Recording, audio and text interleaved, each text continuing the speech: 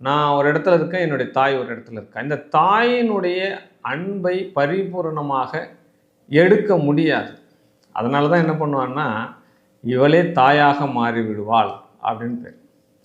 கடகராசியில் ஒரு பொண்ணை நீங்கள் கல்யாணம் பண்ணிட்டு வரீங்க ஒரு குடும்பத்தில் அப்படின்னா, அந்த குழந்தை பிறந்த உடனே அவ்வளவு பரிபாலனையாக பார்த்துக்கிறதுக்கு உண்டான சூழ்நிலை அந்த குடும்பத்தில் கிடைக்கும். தன்னுடைய கணவனையும் அவள் ஒரு குழந்தை மாதிரி பாவிப்பாள்.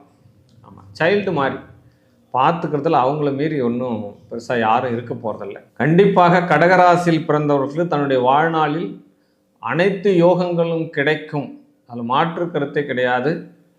அரசாங்கத்தோடு தொடர்படக்கூடிய ராசி, அரசு உத்தியோகத்துக்கு தகுதியான ராசி அப்படின்னு சொல்லலாம் அந்த கடகராசி. வீடுகள் நிலங்கள் எல்லாமே பார்த்தோம்னா மாளிகையாக கட்டக்கூடிய ராசி. ஆமாம், மாளிகையாக கட்டுவாங்க, 2 அடுக்கு 3 அடுக்கு. அப்போ